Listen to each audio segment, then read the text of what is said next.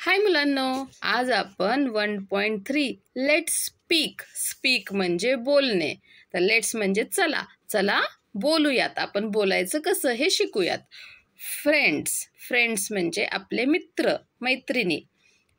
Listen and enact. लिसन म्हणजे ऐका आणि त्यासारखी ॲक्टिंग करायची आहे, म्हणजे त्यासारखीच आपल्याला कृती करायची आहे.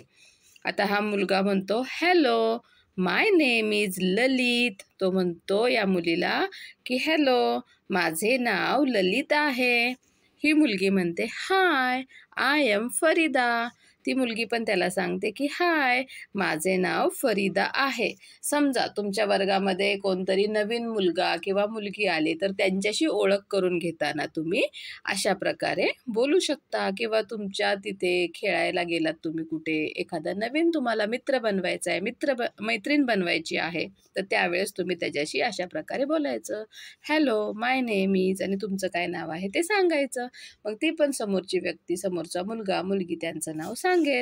आता इथे दुसरे मुलगा आणि मुलगी आहेत, ते काय सांगतायत बघा. Hello, my name is Manjit. हा मुलगा म्हणतो माझे नाव मंजित आहे. Hi, I am Mrinal. ही मुलगी म्हणते माझे नाव मृणाल आहे. ठीक आहे. Hello, my name is Tarang. हा मुलगा म्हणतो की माझे नाव तरंग आहे. Hi, I am Shyamal. ही मुलगी म्हणते की हाय, माझे नाव श्यामल आहे. We are friends. आणि ही सगळी जी मुले आहेत, हा ललित आहे, ही फरीदा आहे, हा तरंग आहे, ही श्यामल आहे, हा मंजित आहे आणि ही मृणाल आहे. तर ही सर्व मुले एकमेकांचे फ्रेंड्स, मित्रमैत्रिणी आहेत. समजलं? अशा प्रकारे आपण बोलू शकतो. आता नेक्स्ट बघूयात. What is that in your hand Lalit. आता ही श्यामल ललितला म्हणते की ललित, तुझ्या हातामध्ये हे काय आहे.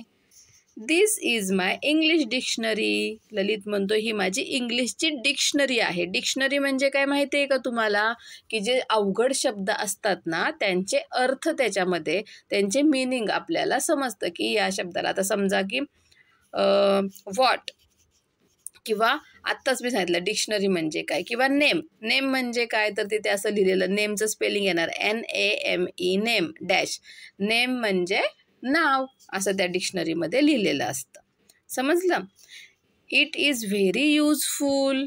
आणि ललित तिला सांगतो की ही जी डिक्शनरी आहे, इट इज म्हणजे काय, ह्या डिक्शनरीबद्दल बोलतोय. ही जी डिक्शनरी आहे ती खूपच युजफुल आहे. युजफुल म्हणजे उपयोगी आहे. What is that in your hand Shyamal. Lalit श्यामलला विचारतो, श्यामल तुझ्या हातामध्ये हे काय आहे. This is my water bottle. Shyamal म्हणते ही माझी पाण्याची बॉटल आहे, याच्यामध्ये पाणी आहे. It is very useful. मग ती सुद्धा म्हणते ही सुद्धा खूप युजफुल आहे, त्याच्यातून आपण पाणी पिऊ शकतो.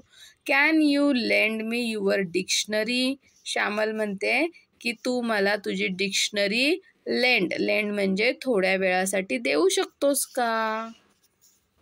Sure, may I have some water please. तो डिक्शनरी घे म्हणतो आणि मला थोडंसं पाणी देशील का. I am thirsty. मला थर्स्टी म्हणजे काय, मी तहानलेला आहे, मला खूप तहान लागलेली आहे, तर तुझ्या बॉटलमधलं मला पाणी देशील का. Sure, here it is. ती म्हणते हो, हे घे. आणि हे दोघे सुद्धा मग हॅप्पी होतात. असं आपण आपल्या फ्रेंड्सला शेअरिंग करायचं आणि कोणाला एखादी वस्तू मागताना असंच म्हणायचं, may I have some water please. किंवा तुम्हाला पेन्सिल पाहिजे, may I have your pencil please. किंवा can you lend me your pencil, म्हणजे थोड्या वेळासाठी देशील का, मी तुला परत देईल माझं काम झालं की. अशा प्रकारे आपण बोलू शकतो. बी, लुक अँड से.